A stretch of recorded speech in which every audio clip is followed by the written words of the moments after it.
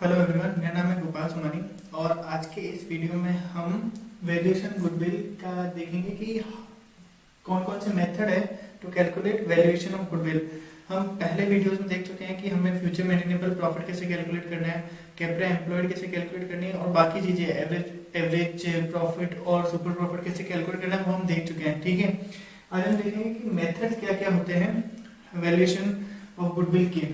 ठीक है, तो जो भी मैंने वीडियो डाल रखे हैं आप उनकी प्रैक्टिस करें और अगर आपको कोई भी डाउट आता है तो प्लीज आप कमेंट में मुझसे पूछें, मैं उसका रिप्लाई करूंगा। ठीक है, तो हम स्टार्ट करते हैं। मेथड क्या है, तो ब्रॉडली उन मेथड्स को क्लासिफाई कर सकते हैं हम years purchase method, capitalisation method और annuity method. Years purchase method में क्या होता है, आपको नंबर ऑफ ईयर्स दिए हुए होते हैं। ठीक है, और आपको बोल दिया जाता है कि calculate goodwill on the basis of means number of years for average profit या सुपर प्रॉफिट।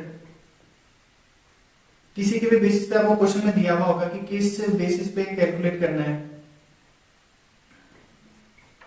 सुपर प्रॉफिट या एवरेज प्रॉफिट। ठीक है, तो आपको क्या करना होता है, मैंने आपको पिछले वाले वीडियो में बता दिया कि एवरेज प्रॉफिट और सुपर प्रॉफिट कैसे कैलकुलेट करना है और जितने भी फिर तो वो कैलकुलेट हो जाएगा। और जब नंबर ऑफ ईयर्स जितने भी दे रखे हैं 4 इयर्स 5 ईयर तो मल्टीप्लाई उस average profit multiply by number of years और super profit multiply by whatever number of years. जो भी बोल रखा है कि एवरेज प्रॉफिट से कैलकुलेट करो तो उसके अकॉर्डिंग कर देना, अगर सुपर प्रॉफिट बोल रखा है उसके अकॉर्डिंग कर देना।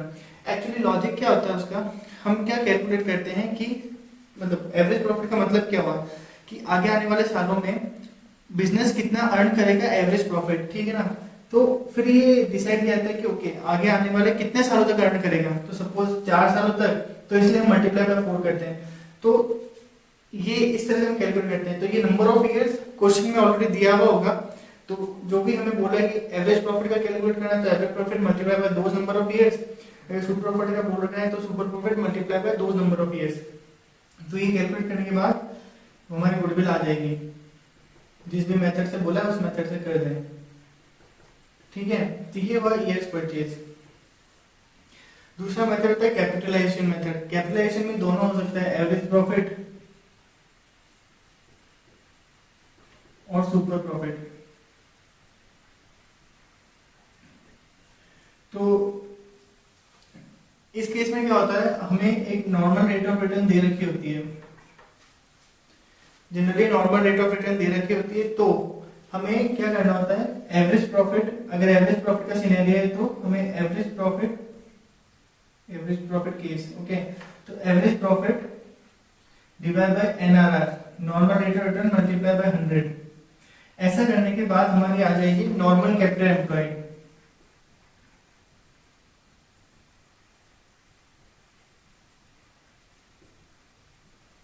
मतलब हम क्या देख रहे हैं कि बिजनेस इतना अर्न करेगा एवरेज, ओके, जो हमने कैलकुलेट किया है, और नॉर्मल रेट ऑफ रिटर्न इतनी है, तो उसके लिए आइडियली कितनी कैपिटल एम्प्लॉयड होनी चाहिए बिजनेस में।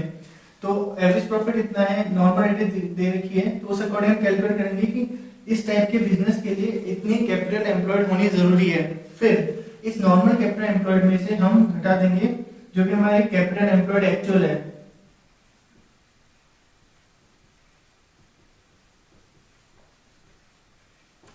ठीक है, पहले हमें कैलकुलेट करना है नॉर्मल कैपिटल एम्प्लॉयड कितनी है, तो average profit divide by NRR multiply by 100 normal capital. तो नॉर्मल कैपिटल आने के बाद उस नॉर्मल कैपिटल में से हम कैपिटल एक्चुअल कैपिटल एम्प्लॉयड घटा देंगे, जो डिफरेंस होगा वो हमारा होगा गुडविल। मतलब सिंपली देखें कि एक बिजनेस को इतना जितना भी एवरेज प्रॉफिट है उतना प्रॉफिट अर्न करने के लिए सपोज 1 लाख की कैपिटल चाहिए होती है। ठीक है, बट हमारे बिजनेस में तो 80,000 की कैपिटल है। ठीक है, तो ये जो डिफरेंस है नॉर्मल कैपिटल एम्प्लॉयड और एक्चुअल कैपिटल एम्प्लॉयड, जो 20,000 का डिफरेंस है, ये हमारी गुडविल है। मतलब हमने कम कैपिटल इन्वेस्ट कर रखी है बट उसके बाद में हम ज्यादा अर्न कर रहे हैं। तो क्यों अर्न कर रहे हैं, वो गुडविल के कारण अर्न कर रहे हैं। तो इस तरह से पहले नॉर्मल कैपिटल एम्प्लॉयड कैलकुलेट करो, उसमें से फिर एक्चुअल कैपिटल एम्प्लॉयड घटा दो, वो गुडविल आ जाएगी। सेकंड है सुपर प्रॉफिट। ये था एवरेज प्रॉफिट के केस में। तो सुपर प्रॉफिट के केस में हमें सिर्फ यही करना होता है, super profit divided by normal rate of return multiply by 100। तो ये करने के बाद हमारे डायरेक्टली गुडविल आ जाती है।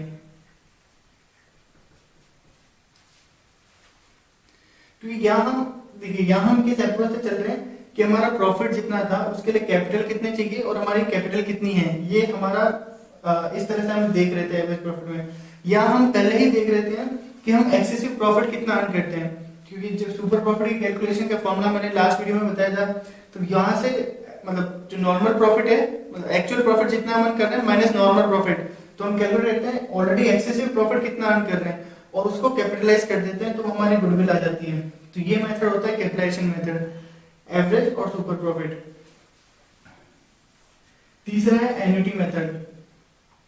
ठीक है, एन्युटी मेथड में क्या लॉजिक होता है कि जैसे इस केस में था, इस केस में क्या था कि हमारा जो भी एवरेज प्रॉफिट है, सुपर प्रॉफिट है, हम आगे आने वाले कितने सालों में अर्न करेंगे, तो उन नंबर ऑफ ईयर से मल्टीप्लाई कर देते हैं, 4 साल या 5 साल।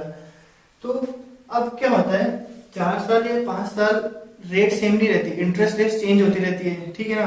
तो इसमें उस इंटरेस्ट रेट का एडजस्टमेंट नहीं होता है, यहाँ से नॉर्मल अमाउंट हम निकाल लेते हैं मल्टीप्लाई करके। एन्युटी मेथड में हम इंटरेस्ट रेट का भी एडजस्टमेंट करते हैं, ठीक है। तो आपको एक एन्युटी रेट दे रखी होगी या पीवी फैक्टर, कुछ एन्युटी रेट दे रखी होगी या पीवी फैक्टर दे रखा होगा, तो जो भी आपका सुपर प्रॉफिट आता है, सुपर प्रॉफिट, उसको हम उस फैक्टर से मल्टीप्लाई कर देंगे। और ये फैक्टर कैसे कैलकुलेट करना है ये आपको एफए में पता ही होगा, जब आपने time value of money chapter किया होगा। तो जिस तरह से हम उसमें कैलकुलेट करते हैं वैसे हमें फैक्टर यहाँ पे कैलकुलेट करना है, एन्युटी फैक्टर, और सुपर प्रॉफिट को जब मल्टीप्लाई करेंगे उस फैक्टर से, तो वो हमारी वैल्यू ऑफ गुडविल आ जाएगी।